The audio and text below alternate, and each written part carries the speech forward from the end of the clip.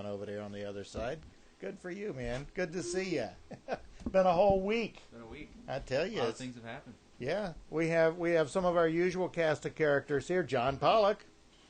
Here I am, ready with the weather forecast. There you go. And a repeat offender, David Corbin himself. Welcome, David. Hello. Very good. And I'm going to try and be able to tell who can be heard and who cannot with these very interesting headphones. And, they work better if you don't put them on backwards. It's true, yeah. There's a left and right side. Would I kid you? Would I kid you? But no, it's like inside out. Oh, all right. We're so professional here, as you know. We're all volunteer, all the time on 1690. All right, here we go. Is our video on? Oh, it's working. Oh, I'm sorry to hear that. Sorry, folks. Our video is split screen. functional. All right, I'm impressed. Don't worry, you'll get your. We're also tired of being in these formal meetings that we're going to take it out on you folks and try and yuck it up a little bit. And after all, what is life about if you can't have a laugh? That's the key to health, right? You need to be able to laugh. Yes, go like this, Graham, up and down. Very Tell good. us a joke, John. Do you have any good No, jokes? I don't have a mirror with me, so it's hard for me to work up to it.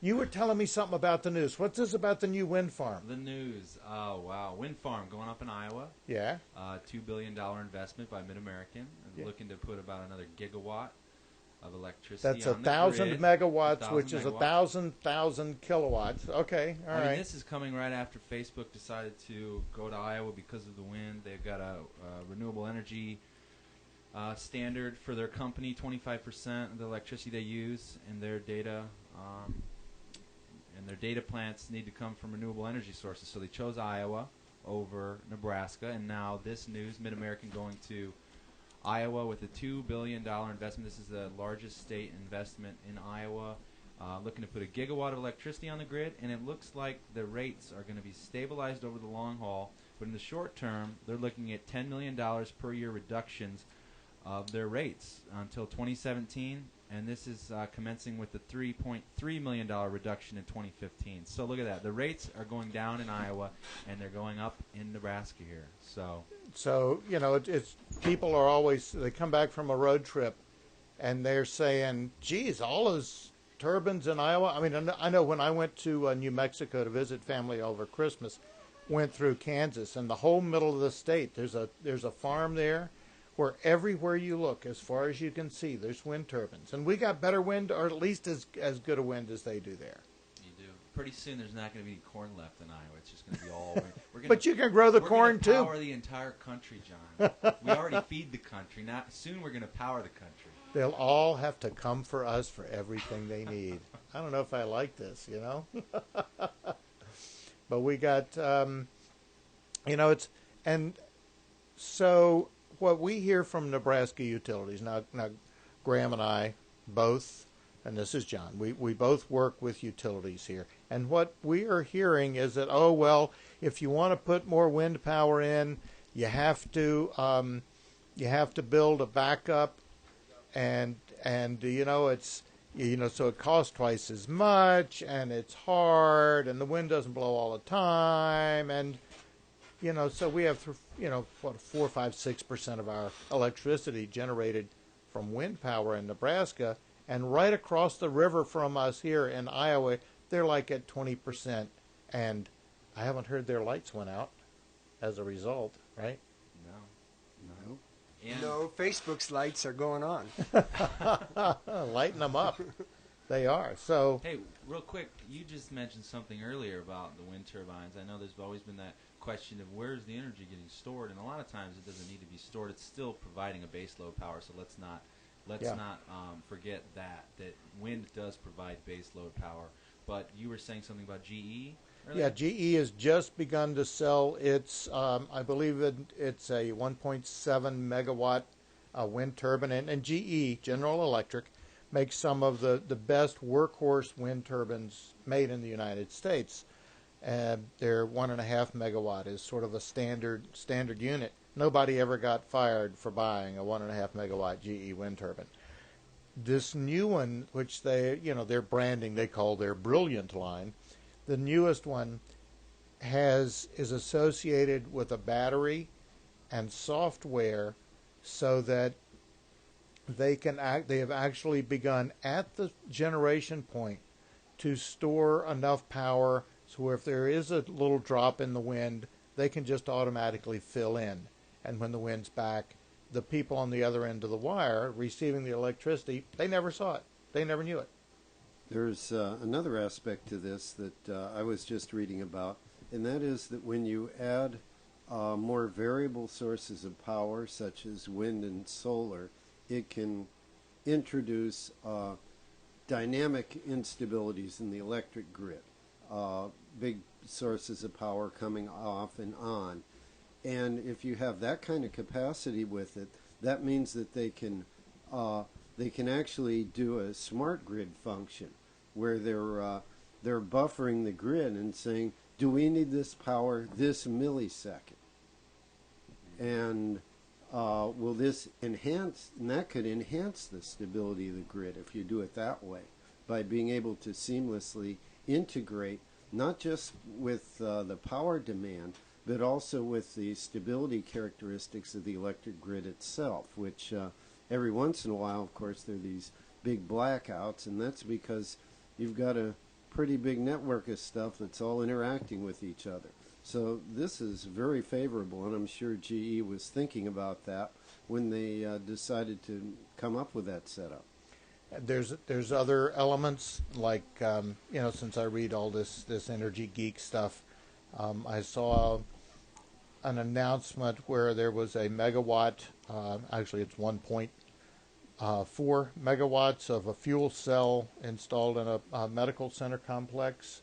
That's some folks we definitely don't want to have lose power.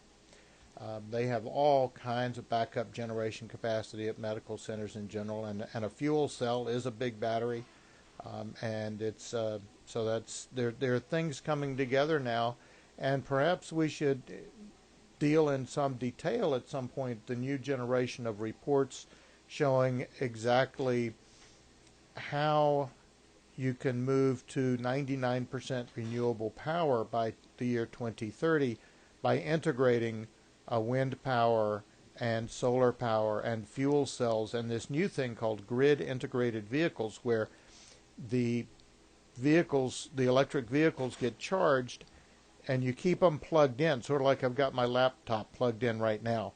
And if the electric company needs some extra electricity, they take a tiny sip out of everybody's car battery. And that way they don't have to build a new peaking plant to meet the peak load. And frankly, at first I thought it was just going to be a nightmare. That sounds way too complicated. But the first trials are undergoing now. There's, I think it was Mini Cooper donated a bunch of electric cars. They got them all lined up in a row.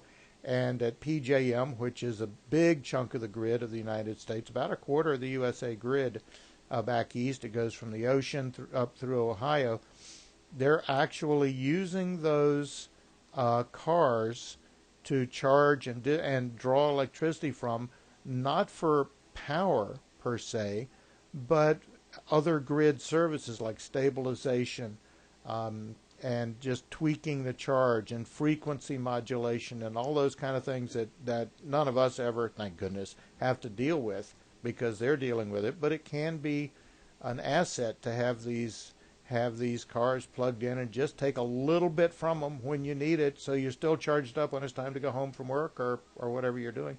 So there's all kind of fun stuff like that's new out there. So it's good. What we have every day is the weather. What do we have now? And, do me a favor. We're sitting here in Omaha, Nebraska, eastern Nebraska, and this is mainly what we want to know. But, also Lincoln, where I live, which is obviously the most important. But we have people who are interacting with us all over the country, so maybe we ought to, sort of acknowledge that there's an East Coast and a West Coast and a South Coast, just to be nice. This is the best weather report around, right? Yeah. Right? And the only climate report around. That's right. Yeah. Well, let's do a little bit of both. The weather stuff, we are still in this blocked pattern, that we have been in since February. And what has changed is that instead of having a direct line from the Canadian Arctic into the middle of the country, we're having an indirect line where air masses kind of get passed off. They get handed down through a few weather systems, and then they arrive in the middle of the country. So we've warmed up. We do have one more shot of cold air coming over the weekend, and things could get frosty Sunday morning. Really? Not right in the Omaha and Lincoln metros unless you're in a low spot. But if you're further out in places that are a little bit frost sensitive, you might need to cover those tomato plants. So that's the local picture, and in fact the upper Midwest picture, because most of the cold air has been coming in from Nebraska on eastward toward the Great Lakes recently, and that pattern's going to continue. The other thing that's going to continue is that the Ohio Valley up to about Omaha area or Iowa remain relatively wet, but the farther west you get, the drier it gets. So the flip side of the pattern is that the west, the Intermountain West, has been very warm and dry compared to normal. They have really been heating up early. The fire season has begun early, and they're probably going to get nailed. And for anybody who considers the seasonal weather patterns and the way they usually progress, a hot, dry Intermountain West and Southwest make the Midwest vulnerable to early heat waves as well. So we're relying on all the rain that we can get out of this pattern. This next week is going to be drier than what we've been looking at. So right for eastern Nebraska, far western Iowa, we're looking at more intermittent showers and periods of lighter rain rather than the heavier stuff, which will be good for a lot of farmers who want to get into the fields. But we don't want to see that go for too long, or it could progress right into intensifying drought the way it did last year.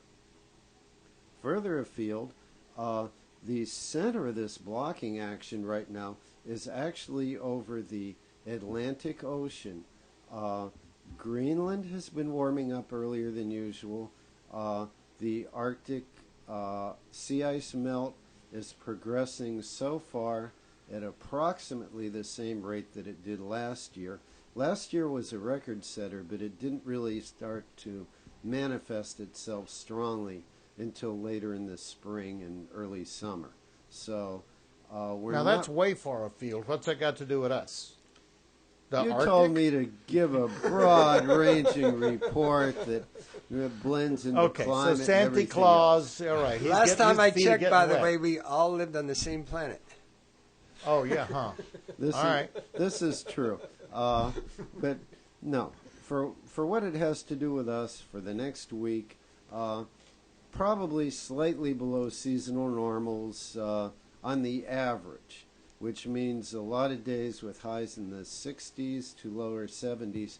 However, we're looking for a pretty big warm-up, maybe for a day or two in the middle of the week, next week, where we get a taste of that hot air that's been building in the more western regions.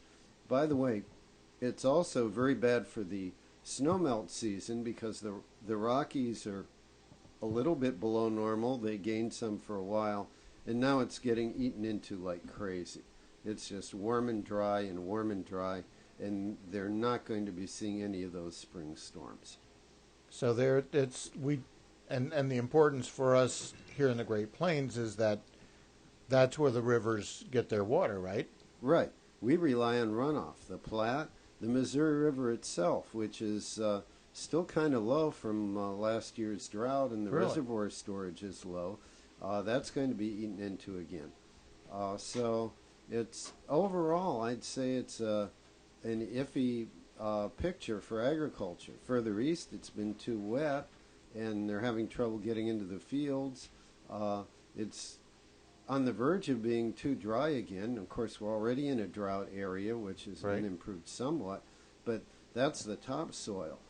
We could lose our topsoil moisture very rapidly if we start getting into some of this hot weather that's prevailing over the Rockies. And if and really that is what the Arctic has to do with us, is it really affects that jet stream, as you were explaining, and that carries the weather to or away, or?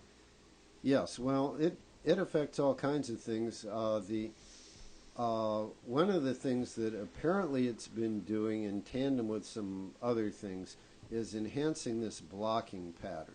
The less ice you have covering the Arctic Ocean, the more prone we are to the kind of blocking and broad meandering where we've got weird below normal temperatures around here, but you go to the East Coast or you go to the Intermountain West and it's way above normal.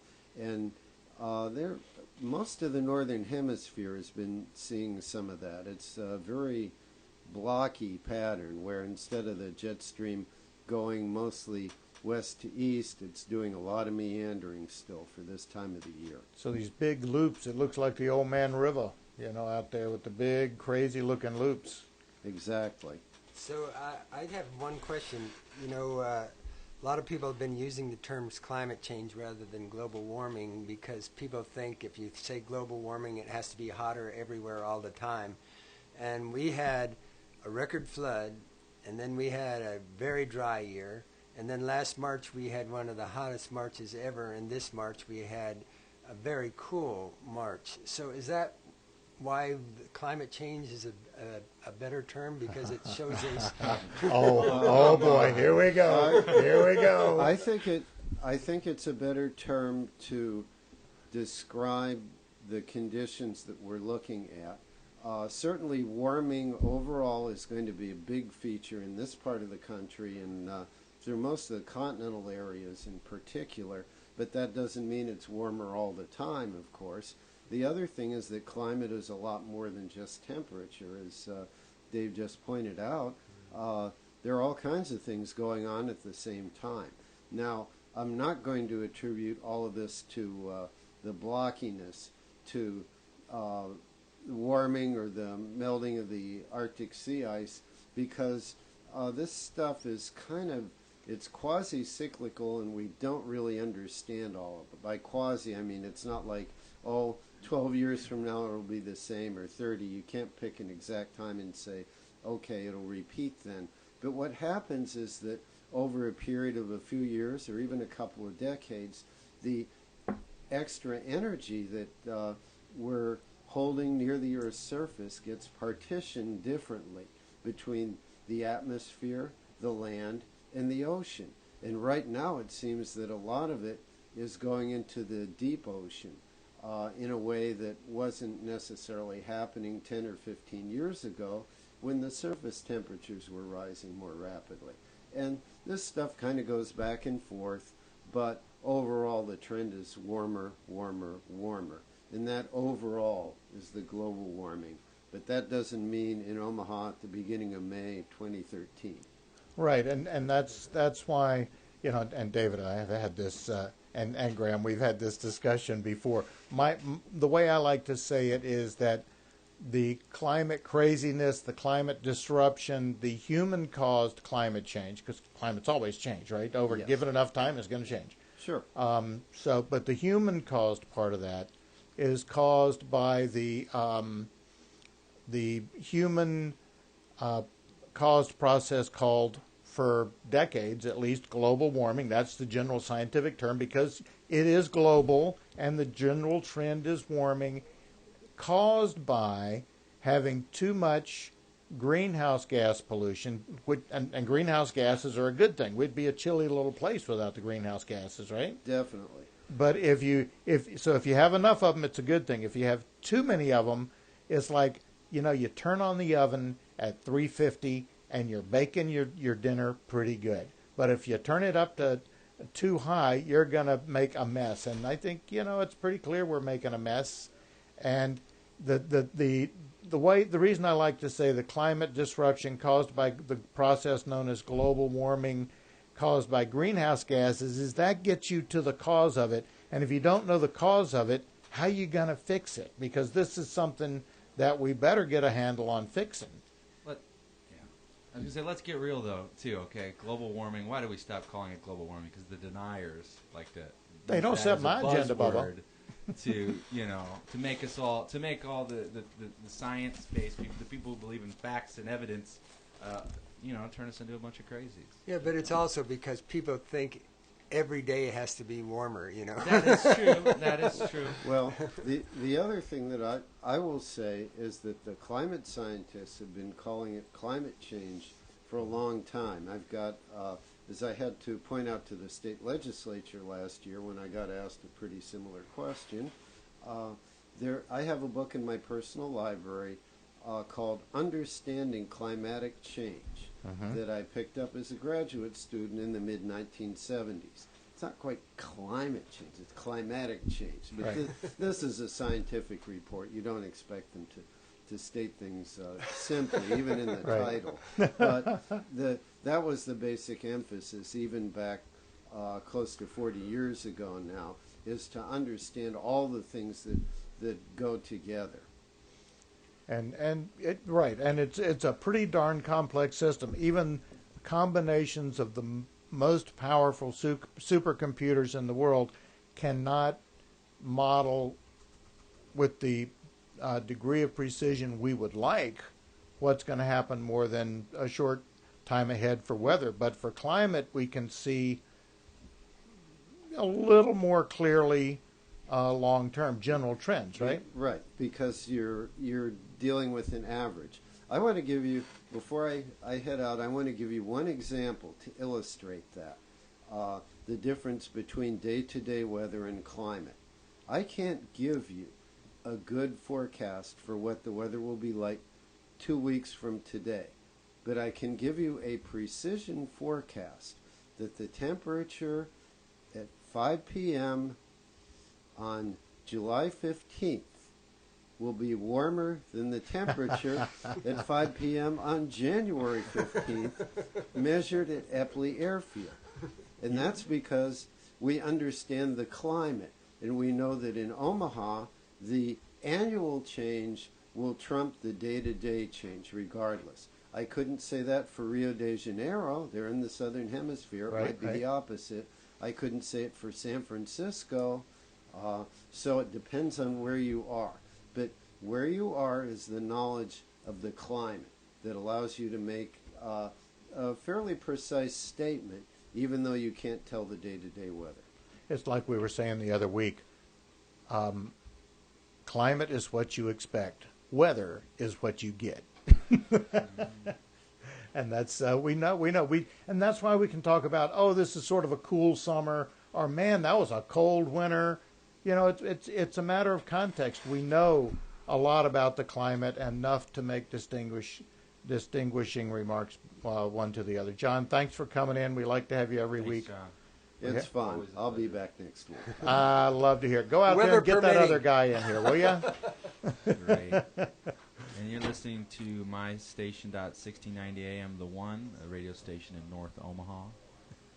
And entering the studio right now, we have Mr. Dwayne Hovorka, Executive Director of the Nebraska Wildlife Federation, and for full disclosure, my boss.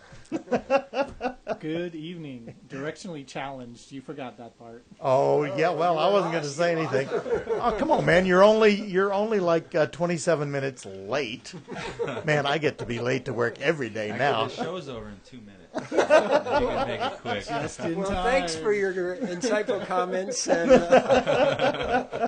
Now, one of the many reasons we could have Dwayne on here, and I say many reasons because he is one of the usual suspects, one of the long-time, much-admired troublemakers. And let me tell you, working for this guy's a pain because everybody loves Dwayne, and that leaves everybody else sort of out in the cold. You know what I mean? So everybody loves John, too, that was just on. So, yeah, I mean, we got no chance here, people. But seriously, Dwayne's been around quite a few years. Used to belong to the other team, the railroad guys. I did. It's true. But he has seen the light, the Road to Damascus event or something. But he and our other guest, David Corbin, have both been hard at work in a group, sort of an informal a loosely formed group that's very open called Clean Energy Omaha, and they're trying to come up with some ideas, populist ideas, grassroots ideas about the energy future. Right? Is that right, Dwayne? Is that what we're supposed to be That's doing? right. Oh, good. Yeah, we're trying to build a clean energy future in Omaha. So we've been meeting with a number of individuals and organizations who've been come to the table with a lot of good ideas for clean energy, things like energy efficiency, trying to do a lot more with the same amount of electricity. And there's a lot of really good ideas there, and a lot of clean energy in terms of wind and solar energy. So basically better ways to produce the energy that we use, the electricity that we use in Omaha. And it's energy, if it's how we use it. And Graham was just mentioning that the news just broke that Mid-American, which is mainly a Warren Buffett outfit, who is a Nebraskan, they just announced a gigawatt of wind over the next 3 years or so. Wow. Planned for what state? I'm guessing not Nebraska. It's Iowa. You know, if we got up on the roof and we got up on our tippy toes, we could probably see Iowa from We here. could see the wind turbines for sure. Oh, man, that's true, man. Because they're always up on their tippy toes, you know. Yeah. Well, that is so frustrating because Nebraska has better wind than Iowa, Yeah. and yet we have far less wind energy in our state. And it's not because they have better wind; it's because they have better policies. So they want it, so they do it. Is that that's what I Yeah. tell people, for lack of a more deep understanding. Yeah, yeah. And we've been, that's part of the solution long term. We've worked with groups. We tried to build a clean energy plan for Omaha Public Power District that really hangs together. And it starts with making more efficient use of the electricity we do have. So we're talking about everything from weatherizing homes. You go in with $2,000 or $3,000, you can reduce your electricity use by 30% or more. There's a whole lot of homes in Omaha that could use that help, and a whole lot of folks in Omaha who would be saving money through those kinds of efficiency efforts, and that keeps more money in the community. So it's jobs, doing the weatherizing, replacing inefficient lighting, replacing inefficient motors, swapping out those old furnaces for new high-efficiency furnaces and air conditioners. And all of that can bring just millions and millions and millions of dollars of benefit right here in Omaha, because you've got jobs for local folks. You can't farm that stuff out to somebody overseas. You gotta Wait a minute. If I want to insulate local. my house, I can't send it to China and have them send it back? Really? That's true. That's true. Maybe. You can probably order some of the insulation from there, but who knows what'll be in it. And somebody here's got to put it in. That's a good point. Yeah. So you've got local jobs, and then once the job's done, you're keeping that much more money in the community, because instead of sending it off to Wyoming to buy coal, we're keeping it here in Omaha, and it circulates through the community. So it's a big piece of a clean energy plan, is to make use of efficiency and managing the demand that we have. And not to trash those thousands of Wyoming listeners. We love you, but we think that you guys already have even more wind power than we do. So we got to catch up to you too. And global warming is messing with your environment, your beautiful mountains and landscapes. And so that's another reason to leave your coal in the ground and don't And we got to scar stop your paying state. their taxes too. Yeah. Right. We're paying their what? Property taxes, school taxes. Yeah. So It's heavily subsidized, and so we should local money goes a lot further. It stimulates the local economies, and that's a very big. What do the economists call that? It gets the money circulates a certain number of times and really stimulates the economy. It makes a big deal. So, but let's back up a little bit. We're talking about we want to change things. So, Dwayne and then David, what the hell? What's so wrong about the way we're doing it? I mean, we turn on the lights, turn on the switch, the light comes on, right? Yeah, we hope. What we're doing now with Omaha Public Power District is close to 2/3 of our electricity has been coming from coal-fired power plants.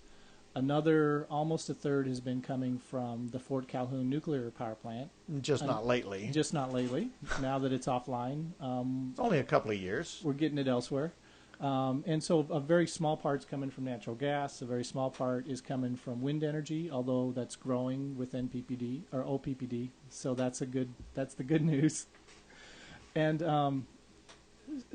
but the problem really is it's not just all the money that we're sending out of state, because that's it's a serious concern that we ought to be talking about. We ought to be talking about local energy, local jobs, but it's all the pollution that we get that comes out of the back end of those power plants. And you're talking about sulfur dioxide and nitrous oxides and arsenic and mercury, and it's stuff that makes us stupid, and it's stuff that makes us sick, and it's stuff that causes asthma, and it's stuff that causes heart disease.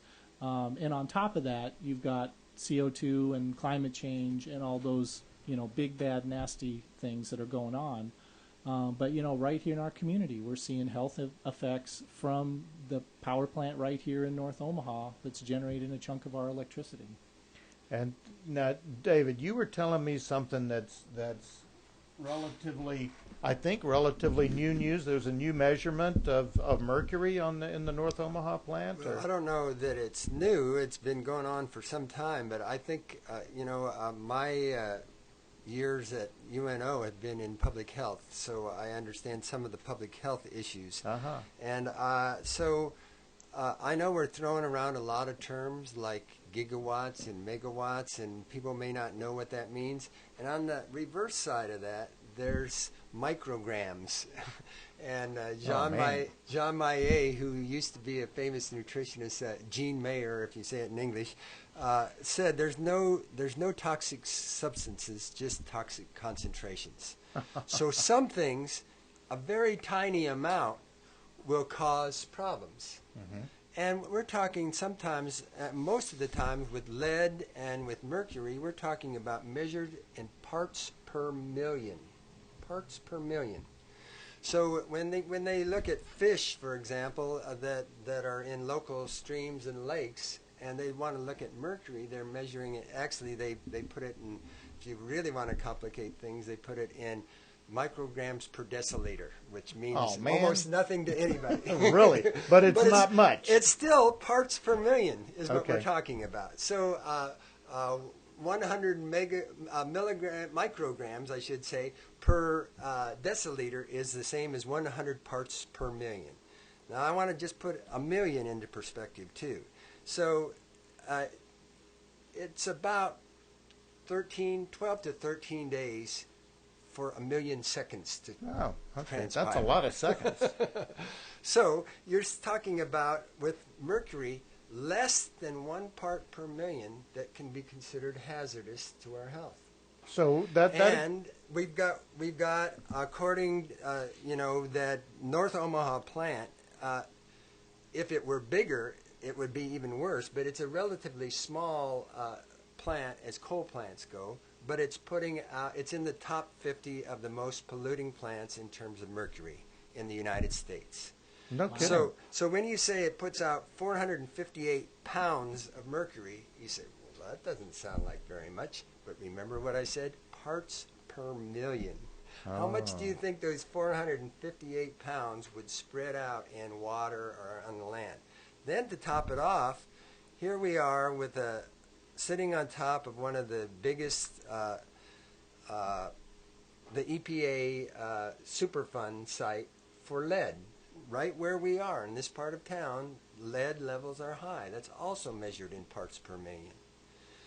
Some research I did today, because I used to teach drug education, we know that there's something called when you put two drugs together in combination, they can really be bad. You put mercury and lead together, you're talking big trouble. We already know what kind of high trouble? lead. Well, those are things that Dwayne was talking about. We're talking about it adversely affects the nervous system. Makes you stupid. And especially for young children and for pregnant women. That's who's at highest risk. Now, why do you say pregnant women? What makes them special? Well, for one thing, they're pregnant. All right. Other than the obvious. Okay, That was guys. John. They're all laughing at me, man. Good thing we're not on video on the internet. See, there's a sperm and there's an egg. Oh, All right. No, what happens is, if we're talking about small children, well, guess who the smallest children are? The ones that ain't been born yet. Exactly. So we're talking the about question right, the teacher. earliest they are in the gestational stage, then the greater the impact of those little parts per billion. Because if you're a tiny organism and you've got a few parts per million in there, then the chances of it causing harm are greatly increased. So if I've got 10 switches and it only takes one to flip the switch, one is small. Okay, all right. So that's why I think sometimes people don't quite understand when they hear these either huge numbers like gigawatts or extremely tiny like parts per million and sometimes even parts per billion. By the way, I always like to say this: I'm a little over 2 billion seconds old now, and I'm 67. Well, that doesn't that's sound how too big bad then. So when we talk about $1 billion here, you talked about $1 billion for that wind thing. We're talking a lot of money, and so we have to put into perspective that big things are good when you're producing energy. Tiny things can be very bad when you're talking about human health. Very important. And so if you've got a tiny fraction, something you could barely even smell, there's so little of it in the air, that would be enough. Oh, you can't smell it at all. Oh man, so how the heck do they know it's I don't even even there? think your best dog sniffing your dog. I don't know, man. Because No, they but have seriously, only about 1,000 times better than us. how do they know this? How do they count this stuff? Well, they have scientific ways to go, and then they measure it. In humans, of course, they measure it in your bloodstream, especially lead. And so that's the deciliter. So they're taking small amounts of your blood, and they're counting how much lead is in there. Same with mercury. Both of those are heavy metal, and I don't mean music. I mean heavy metal. Okay. Lead's pretty heavy. Yeah, okay. And both can be pretty irritating sometimes. No. Let's not get into that argument. But the fact is that, they have very scientific laboratory ways of measuring this and measuring it in parts per million, especially for mercury and lead. So here we are with one of the top 50 producing mercury coal plants. We're in a Superfund site that has more lead than most places in the United States. We know that if you put those two together, especially for young children and for pregnant women, then you're asking for health problems. So the deal with the pregnant women is these things get into the woman's body, like if and is it true of mercury and lead that it accumulates in fish? It goes in the air in the smoke, out the smokestack, runs, hits the ground or gets taken out with rain, and it all trickles down into the creeks, and fish eat it, and then we eat the fish. Is that how that works? Yeah, it's called biomagnification. So you have a small fish that has a little bit of mercury, then a bigger fish eats that, then a bigger fish eats that, and then we're at the top, as we say, of the food chain. And so by the time you get those big fish, they could have lots of parts per million in their...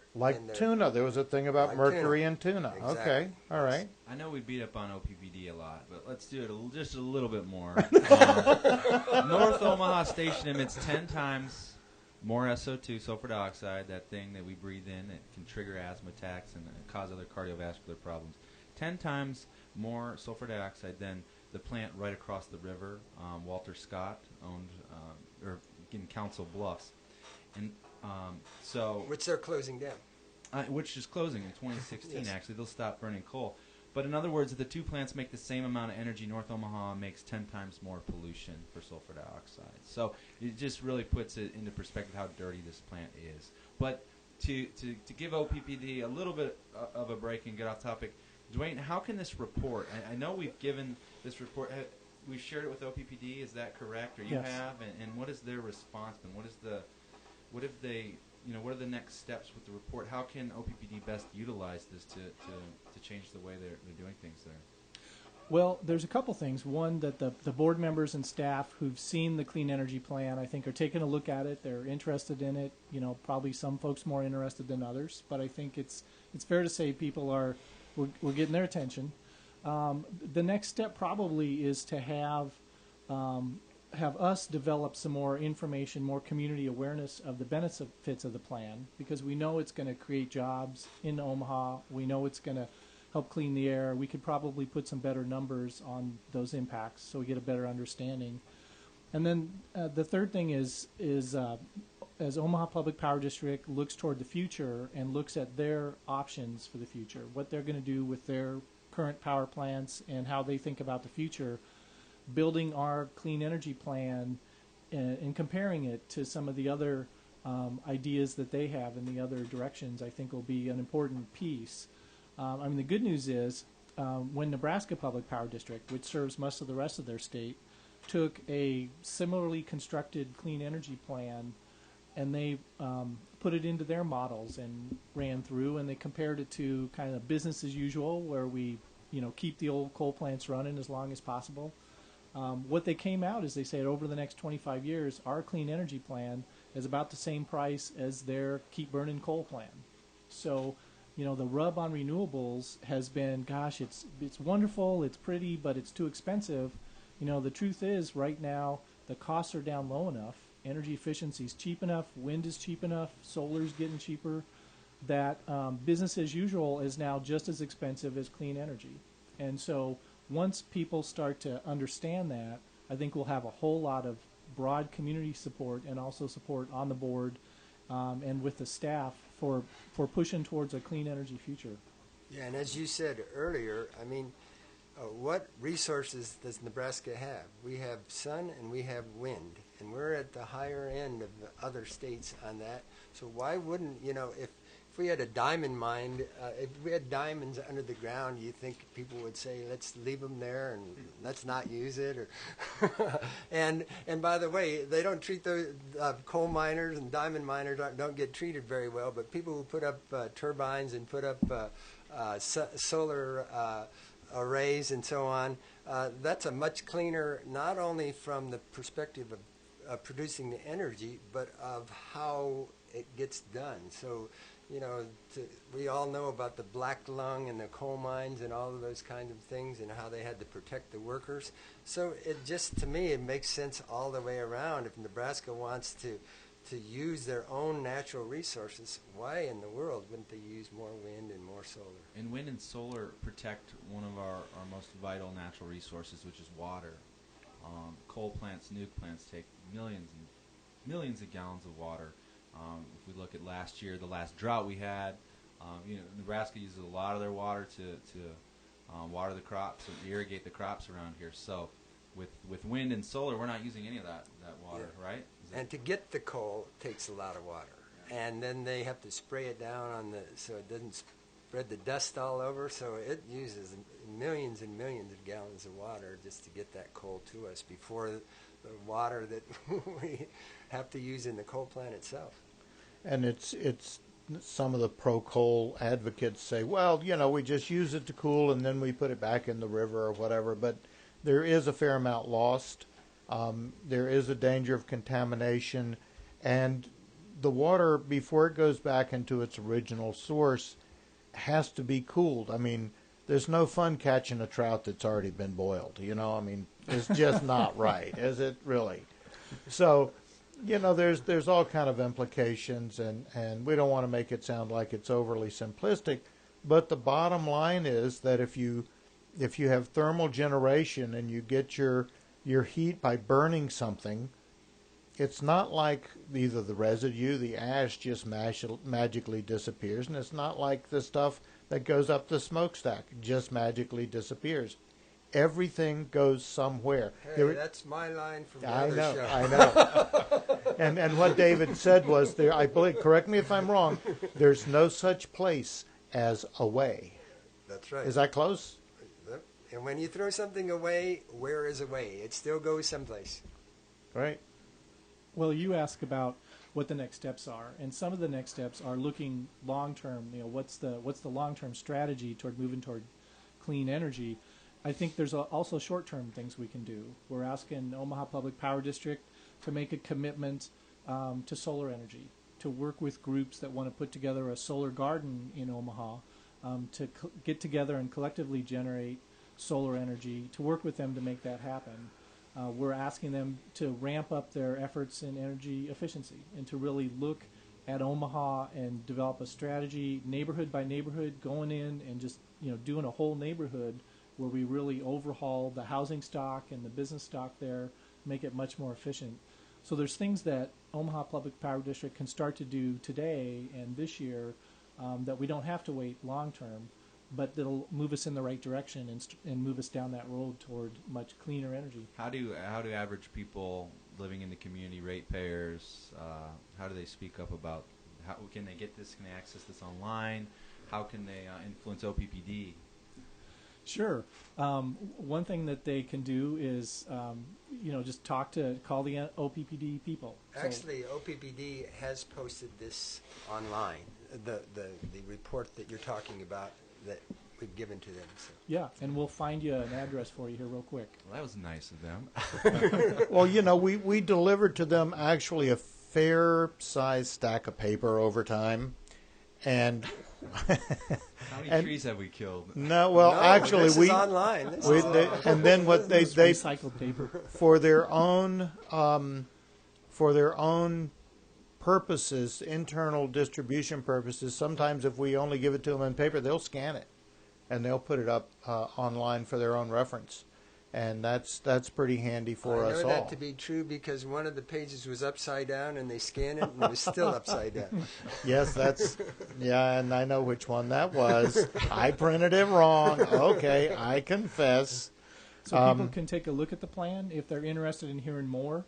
And call our office 402-477-1008. And if you've got a group or something that wants a presentation, we'll come up and walk you through it and tell you all about it. And so that's a ways to learn more. Talking to your Omaha Public Power District board member is important, and you can find those online at oppd.com. Yes.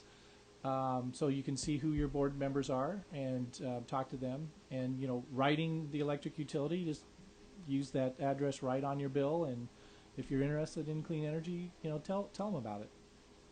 Why are all these states moving forward and we're still sitting here having the same discussion? I think David can probably answer this. I can give you my opinion.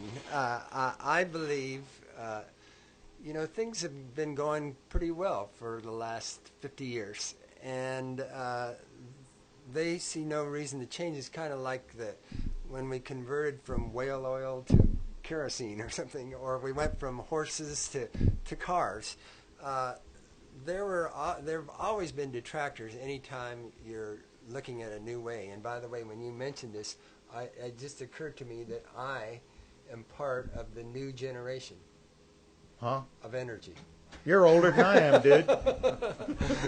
So I never thought I'd be able to say that at this age, but I am part of that. So the fact is we have public power in this state. And public power, one would think, would mean the people's input would be more important, but we've become kind of complacent in saying, well, it's public power, I don't really know what that means, but they've used it as an excuse to say, well, because we're public power, we don't get tax credits, things are different, and instead of trying to figure out how to make that work for them, they just use it, in my opinion, as an excuse to say, well, our hands are tied, we can't do anything. But they can. There's laws before the legislature right now. There are things that they can do on a federal level to level the playing field. And as we were saying before the program started, you don't have to build the farms. You just have to buy the energy from the people that do. They can get the tax credits. That's what they're doing with their latest farm. And so there's all kinds of things they can do. I just think that perhaps I don't question their public service and that they want to do what's best. I just think they kind of have the attitude, well, things have always worked before. Why won't they continue to work the same way in the future? And it's not the same anymore. Very good point. Very good point. And for those of you who missed our earlier show with David, we want you to know that this is not an abstract complainer we have sitting. Well, maybe. No, but he's somebody Maybe who, the abstract or the complainer. yeah, like that. He actually gets out of his chair and does stuff. David ran a campaign for a seat on the OPPD, Omaha Public Power District Board of Directors, and that's really what's going to change things is when Nebraskans take their democratic franchise and elect a different leadership, then the utilities can change. We are so lucky in this state. I've worked on utility issues in states that are strictly investor-owned utilities, and it's very difficult to affect them. They have their own interests at heart, and that's what they're interested in. Here, we can elect, in almost every case, the boards of directors of the utilities and make things change. So, David Corbin, we're hoping we're going to get him to run again. Having run once, we know what to do this time, right, David? Well, they are going to have new districts, so it remains to be seen what those districts are and when they're going to start that process. Okay, and we'll keep but it does everybody mean up to date. that, regardless, it's going to mean that parts of the city that probably never had representation before will be able to have that opportunity. So the folks around the North Omaha plant, in theory, could have their own representative who could better represent their neighborhood Exactly. more effectively, and that's got to be a better thing. It's up to the people to a certain degree to get out there and take care of business. John makes a great point about public power because, we're the owners. It's us. We pay the bill to Omaha Public Power District like they do in other states, but a lot of the benefits go off to somebody else who owns the company. And here we own the company. It's ours. And so the way we get involved is through those elections and telling our directors, our elected directors, how we think they ought to manage the company. And so I think that's a real important point. And we do tell them how we think they ought to run the company, and sometimes they're even glad to hear from us. Now, I have been very impressed, for the most part, say 2 out of 3 times in public power, that you really do get listened to. If you show some degree of understanding, their ears are open. Now, that doesn't mean you've automatically convinced them. And in fact, again, coming back to the North Omaha plant, Graham Jordison over here, who has actually been working in that community and been bringing some of those neighborhood folks to the meetings. But do you think their attitude about public power is changing? Are they starting to engage in that neighborhood? Yeah, it's evolving. It's changing. A lot of the people I work with don't even know that there's an elected board. Mm-hmm. So, that's the issue. I think that Nebraska is very unique, that it's the only state in the country that is a public power district, but surprisingly a lot of people don't know. A lot of people complain about their utility bills and this and that, but I think once they find out that they have a voice, that there's an outlet, that they can go to the board meetings, that they can speak and be heard, then things start to change. So, like you said, we've been bringing people out from North Omaha that have been speaking about health issues related to North Omaha. And a lot of these have been organized meetings, but this isn't to say that if you're a ratepayer, come to these meetings and complain. If you voted for this board and you're not happy with the service that OPPD provides, then come to the meetings once a month on a Thursday. This month it's May 16th at 10 a.m. at 444 South 16th Street at That's Energy 444 Plaza. South 16th Street. Come and complain. We'll be right there with you. I mean, again, let's put public back in public power. We're the ratepayers. We own OPPD, and this is our opportunity to change the way the game has been going in Nebraska. So, and it's coming. It's bubbling up from the grassroots. The organizing that Graham has done, helping people to realize that it's not just a bill you write a check to every month. It's not something. One thing is true. When you walk into a room, you hit the light switch and the lights come on, it's easy to forget how miraculous that really is, because you think about where the electricity is produced and all these wires and all this electrical equipment. It's kind of cool that it works. And we tip our hats to the folks that's been keeping that system up and running. On the other hand, we've discovered things that we haven't always known about burning coal to make electricity, and nobody sets out. So let's go kill some kids today by burning some coal. I don't think that's what many people think when they get up in the morning, and certainly not in public power. Nonetheless, it's not new news that burning coal hurts people. Back in the 50s in London, I believe it was, they had an inversion, killed hundreds of people, and that was a wake-up call and helped start the movement that resulted in things like the Clean Air Act that we're beginning to enforce more effectively now. And we've learned a lot about air pollution and the fact that it does hurt. The pollution that results in the little kids having to have their breathalyzer, their inhaler with them all the time, and not their breathalyzer. That would be testing their alcohol. Oh, that's right. Thank you. Thank you, Dave. Let's face it too. This isn't just about health and climate change. This is about standing up to the corporations that are the power in the country. I mean, this is me speaking now, and we won't get into this. But But you look at North Omaha and you look at who owns the coal plants. A major company whose headquarters are in Omaha. You look at who's shipping that. A major company whose headquarters are in Omaha. And then you start to put the pieces together that who's driving this issue. So you can't fight climate change. You can't fight the health issues without looking at the whole picture. So. And there are people who we need to hold responsible. They're public officials, and it's our responsibility to hold them accountable if they don't take the initiative themselves. And all too frequently, they're not all that proactive in correcting what they've been doing, right? But I know with the plan that Dwayne was the major author on here that he's been describing, the Powering Our Future Clean Energy Plan for Omaha Public Power District.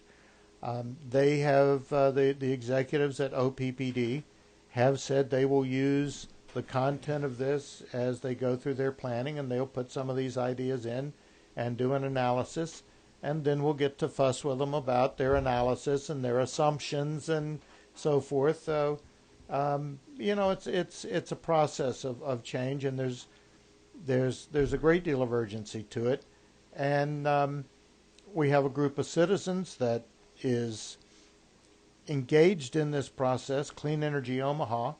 And if you would like to give me a call, I'll be glad to fill you in after the show. 402-915-3210 is my phone number, 402-915-3210. And please let us know you're interested. We'll see if we can't get your input, because we're not totally done with this, right, Dwayne? That's right. It's it's a very elastic process. We're trying to make the plan better, and we're trying to bring in new ideas, and as new technologies develop, recognize them. So we're trying to move ahead with it. It's not a static plan. It's a strategy for the future.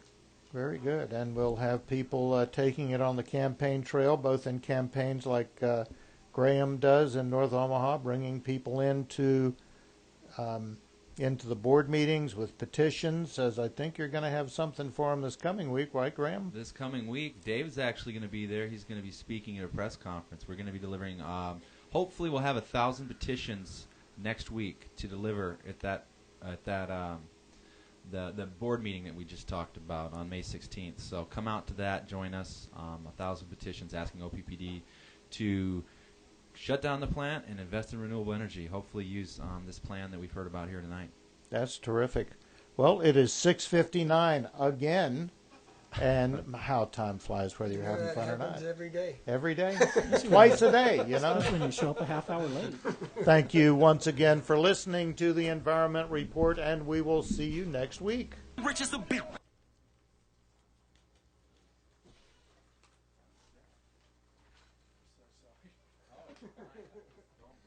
Oh, I love it. I'm sure John was great. John's always great. He's always good. Yeah, yeah.